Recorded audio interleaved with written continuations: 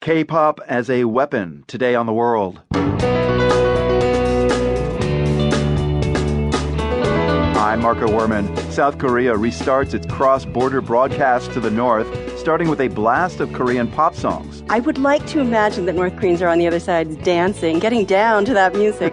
But, just a couple seconds of that and you can really hear that what it is an annoyance, frankly. Also, Army Captain Jennifer Peace is openly transgender, but she's still called Sir. It was awkward for people to look at me and use male pronouns. My soldiers were called in and they said, "What are you calling Captain Peace? What were you told to call Captain Peace?" Plus, that awkward moment when you try to send a text about how hungry you are for dumplings. Oh, but there's no dumpling emoji. Apple has no dumpling emoji. Righting that wrong, today on the world. Thank you for being with the world this Friday. Coming up later in the show, we revisit some of the forgotten tunnels where Londoners found shelter from Nazi air raids during World War II. First, though, let's turn to an alarming situation in the present, a very alarming situation in Syria. All week, we've been seeing disturbing images from the town of Madaya on the border with Lebanon, photos and videos of residents there who are starving, including severely malnourished children whose bodies look barely more than skeletons. Those of us in the newsroom who've seen the images find them really hard to look at. Doctors Without Borders says at least 23 people have died from starvation since December 1st, and that those who remain have been eating boiled grass and leaves.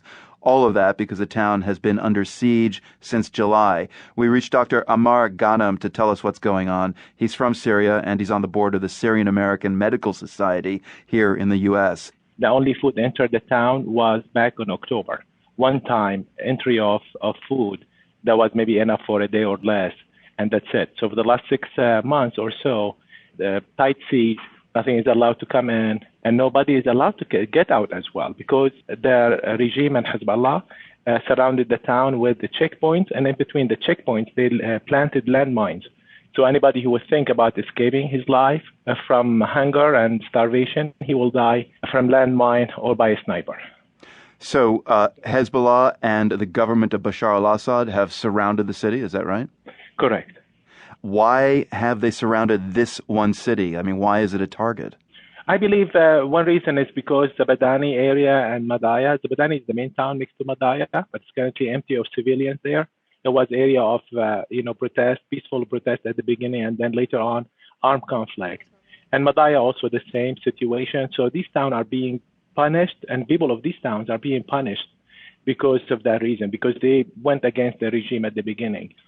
Now, I know you're from a town near Madaya yourself. You have family who are stuck at this other town. What have you been hearing from them? I mean, what is day-to-day life like when you're stuck in a city like this and no food? I'm from Zabadani. Zabadani is the main area, and there's nearby 2 villages. One is Madaya, and the other one is Buludan.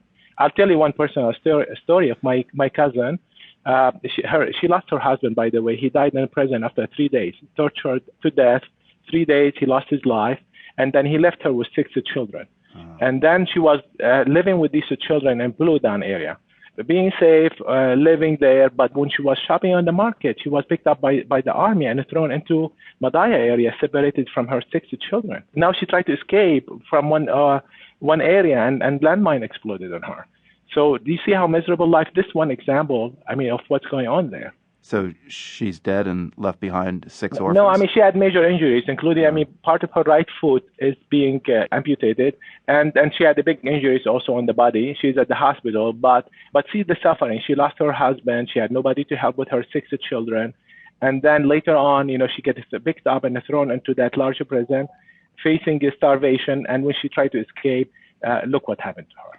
So these are the backstories that you know really well to what's happening now in Madaya. What is it like for you, both as a Syrian, as a physician, as somebody who knows these stories, and they've been happening for months now, to now see these images coming out of Madaya of starving children? I'm losing trust in humanity. I don't know why this is happening, I don't know why, these people are being punished like this, what they have done wrong. I feel very sorry, especially when I see the images of children, innocent children, that they don't know what's going on around them. Dr. Ghanem, there was a little glimmer of hope yesterday when we heard that the Syrian government agreed to let food enter Madaya, and the Red Cross says the aid should get there by Monday. How likely is it that they'll follow up on that promise? What we call him?